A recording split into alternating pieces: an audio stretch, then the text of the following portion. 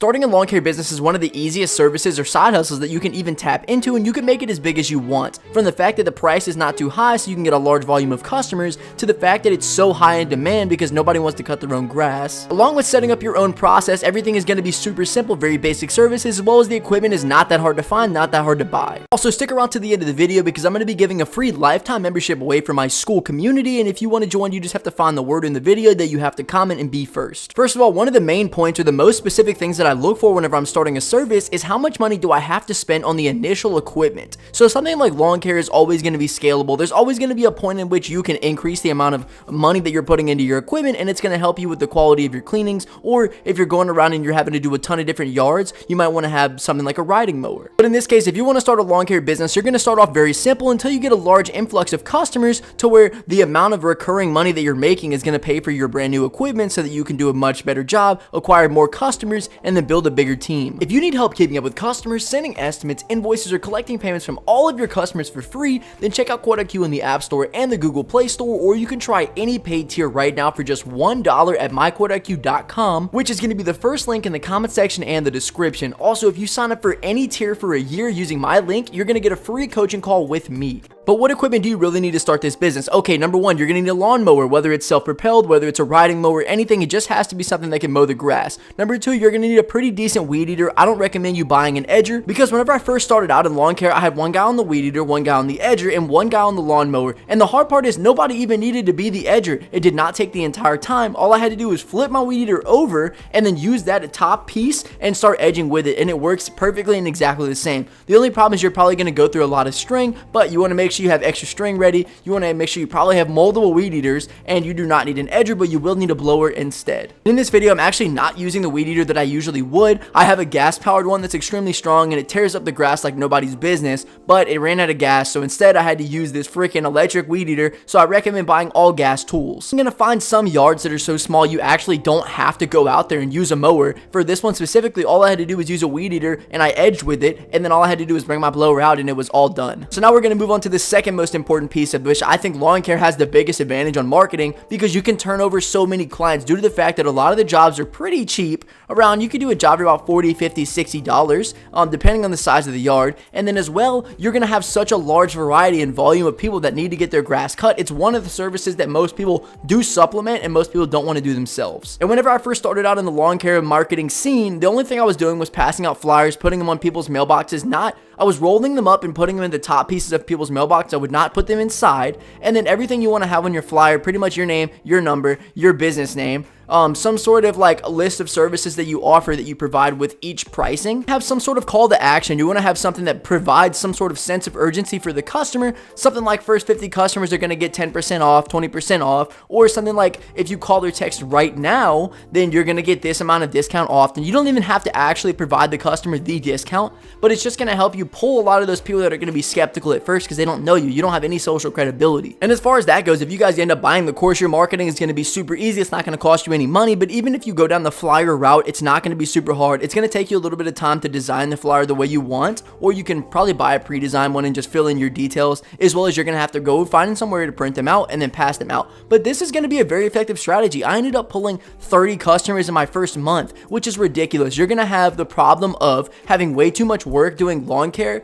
and the hardest part that I found about this service is the fact that you can acquire work so quickly with the least amount of credibility, requires the least amount of equipment, so you can go in there low cost entry. You just start up and you could get 30, 40, 50 clients if you're actually pushing it and you know how to market yourself. And the problem is, damn, I have so much work now that now you need to have guys that are come out to help you, because the only way that you're going to be able to manage this service is if you have a process and you have people doing certain specific jobs. Like I said, the easiest way to go about it is one guy on the lawnmower, one guy on the weed eater, and then whoever finishes first has to blow off the yard. Obviously, if you're going to start to get multiple in one neighborhood, or you're going to have to do multiple yards back to back to back to back, you might need another guy. You might need two other guys and they can do that other yard, or they can have a whole nother setup completely. But either way, it's not like a lot of those other little services where the problem is, damn, can I even get any work through this marketing? Am I going to waste my time? No, you're going to get a little bit too much work and you're going to have to find a way to manage it. Next up, we have process. This is going to be one of the most important pieces, and I think mobile detailing is the same way, can cleaning is the same way. Any other service business that I've ever run is all about your process. What is step 1? What is step 10? Could you show show me if I had to train somebody up, could I walk them through the process completely and it would be something that was repeatable? Is it basic services enough and basic movement so that this person could be able to follow that? That's the way you want to do it, because the less stressful the job is and the more maintainable the job is for you and the more routine it is, the more comfortable you can be, and you're going to create longevity and the money's not going to be hard to come by. If you guys want to learn how I've made thousands of dollars with low ticket services like trash can cleaning and mobile detailing, check out the second link in the comment section description. There you're going to gain access to our school community. In the community we have multiple courses, including my own course on trash can cleaning, as well as the course that I explain how I've got my first $10,000 in clients for completely free. In the community, you're also going to get access to the before and after pictures that I use to land these jobs, as well as an entire community full of like-minded individuals who want to start these low-ticket services. So if you're ready to get started, check out the second link in the comment section description. We're running a special discount for the first couple people that do join, so if you want to lock it in at the cheapest price and get the most value, join today. Like I said in the beginning, with lawn care, there's so little amount of equipment that you need to use that a lot of the services are so basic. The process is going to be so basic. Anybody that's going to be on the weed eater needs to know that if they're going around the house, they're going to be much faster than the guy on the mower, because you have more surface area to cover.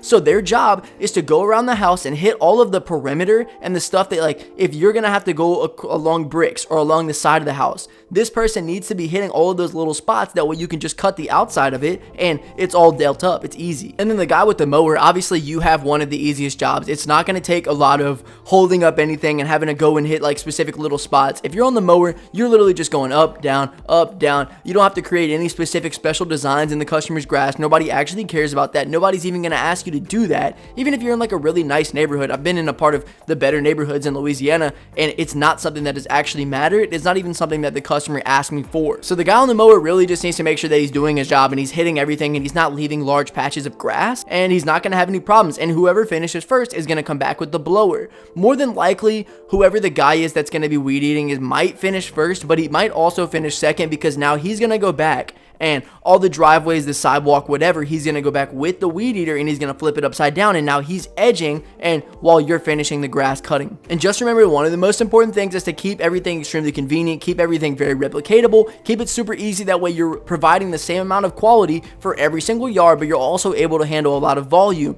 And when I say keep things comfortable, there's a lot of stress that can happen in a job. There's a lot of things that you can forget. So you need to have good preparation, good organization. Wherever your setup is, you want to make sure you're bringing extra stuff. Maybe you have a toolbox, maybe you have extra string in it, you have gas cans, you have oil. You remember that you need to lock all these equipment items up so that nobody steals them. That you're going to have a busy day the next day, or you know that you have a ton of yards coming up. Maybe you can do the maintenance the day before. Make sure everything is filled up, make sure nothing is broken, because if it is broken, you want to have some extra tools. That way, if I'm say, oh man, weed eater number 1 is broken, I reach into the tool shed and I'm like, great, now I have weed eater number 2 and I can run with that today, and then after everything is done and finished, I can bring weed eater number 1 to get fixed. Finally, one of my number 1 and personal favorite parts about lawn care is just the fact that everything is so cheap and so easy that most of the leads that are going to come through, you're going to close them, because there's not a lot of stuff that the person can ask for. When it comes to mobile detailing, there's a ton of different services that some people know about and detailing could have done.